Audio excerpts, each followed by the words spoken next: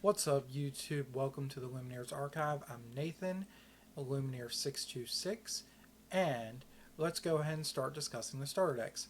Let's take a look at the Emerald Ruby starter deck, which features Cruella de Vil and Aladdin. Without further ado, let's take a look at the Emerald Ruby starter deck. So, you don't have 4 copies of any card, and you're never really going to see 4 copies of any card in a starter deck. Now, this is going to be a very combat focused deck. There's a lot of cards here that are very centric towards getting you benefit when you do combat. This also has a lot of shenanigans with reducing your opponent's lore to slow them down through the means of Aladdin Street Rat, Aladdin Heroic Outlaw, Steal from the Rich, Rapunzel letting down her hair. All of these reduce your opponent's lore. And Aladdin Heroic Outlaw takes it a step further by giving you lore gain as well. The other big thing that this deck has going for it is you've got a good amount of evasive, and that can give you a huge push. Now, to further emphasize that this is a combat focused deck, with cards like Vicious Betrayal, Stolen Scimitar, and Megara, all of these are going to increase the strength of your characters. You also have Shield of Virtue and LeFou, who can ready your characters, and that'll allow them to do a challenge after they get readied.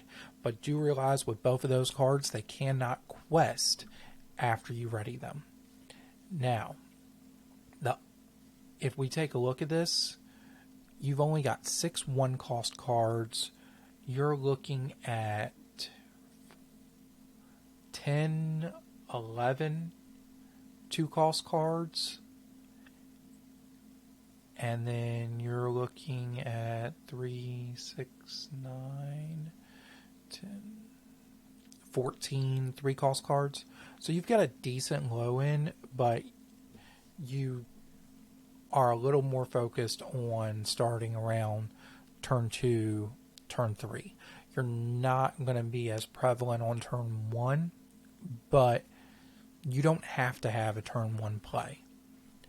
Now, some cards that are going to be very intriguing in this deck that can give you some very interesting plays are going to be Mad Hatter, giving you extra draw power when your opponent tries to get rid of him. And they're going to try to get rid of him because he quests for 3 lore. So 3 copies of him is amazing. The other thing is that you have the ability to return cards to hand with Mother Knows Best. And then lastly, because you are that combat-centric deck, Stampede will give you a way to finish characters off that you've already started dealing damage to. So, you've got a very interesting deck. You've also got a form of hard removal with Dragonfire. So you can just take one character out completely with that if you need to.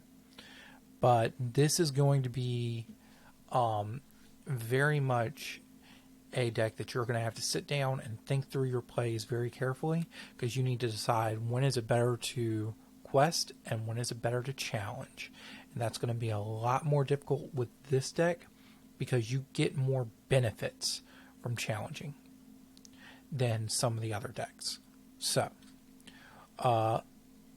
as far as cards that I would want to get from my pack to make this deck better, with commons, I think I would want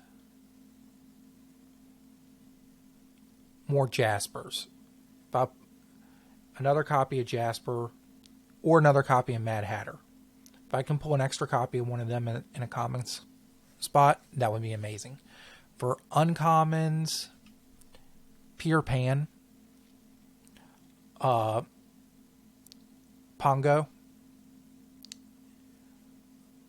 I'd be happy to pull extra copies of either of them.